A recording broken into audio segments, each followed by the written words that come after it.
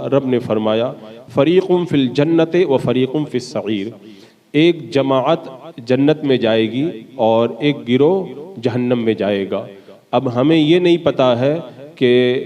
کون جنت میں جائے گا اور کون جہنم میں جائے گا، ہم اپنے بارے میں یہ یقینی طور پر نہیں جانتے۔ اور رب فرماتا ہے هو الذی خلقکم فمنکم کافر ومنکم مؤمن، وہی ہے جس نے تم کو پیدا کیا، تم میں سے کوئی مسلمان ہے اور کوئی کافر ہے۔ تو یہ تو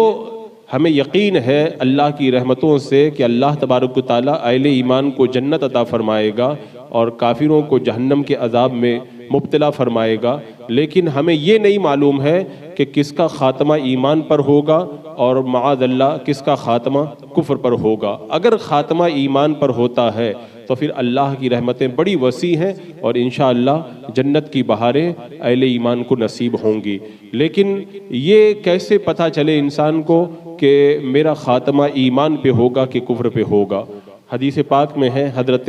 عبداللہ ابن مسعود رضی اللہ تعالیٰ عنہ سے روایت ہے، مفہوم حدیث یہ ہے کہ بچہ جب نطفہ جب ماں کے شکم میں ہوتا ہے 40 دن تک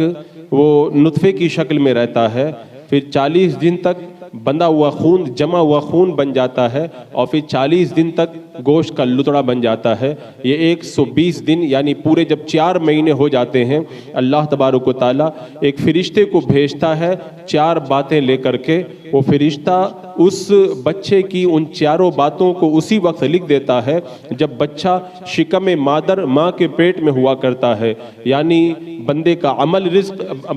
عمل لکھ دیا جاتا ہے، بندے کا رزق لکھ دیا جاتا ہے، اسی طرح بندے کی مدت حیات کتنے دن دنیا میں رہے گا یہ لکھ دیا جاتا ہے، اور یہ بندہ نیک بخت ہے یا بدبخت یعنی جنتی ہے یا جہنمی یہ لکھ دیا جاتا ہے۔ اور پھر حدیث پاک کا مفہوم یہ ہے کہ بندہ عمل کرتا ہے، عمل کرتے کرتے اتنا اس کے اور جنت کے درمیان ایک ہاتھ کا فاصلہ رہ جاتا ہے، تبھی نوشتہ تقدیر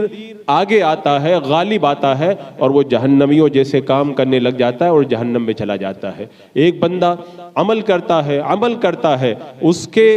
اور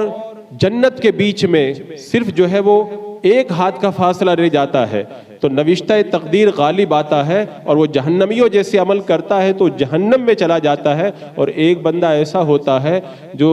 جہنمیوں جیسے عمل کرتا ہے، یہاں تک کہ اس کے اور جہنم کے بیچ میں ایک ہاتھ کا فاصلہ رہ جاتا ہے۔ نوشتہ تقدیر غالب آتا ہے، وہ جنتیوں جیسے عمل کرنے لگتا ہے اور پھر اس کا خاتمہ اچھی حالت پر ہوتا ہے اور وہ جنت میں چلا جاتا ہے۔ اب آپ سوچیں کتنے لوگ نیک ہوتے ہیں، آخری وقت کے اندر معاذ اللہ ان کا خاتمہ برا ہو جاتا ہے، وہ جہنم کے حقدار بن جاتے ہیں، اور کتنے لوگ برے ہوتے ہیں آخری وقت میں وہ نیک بن جاتے ہیں اور جنت میں چلے جاتے ہیں۔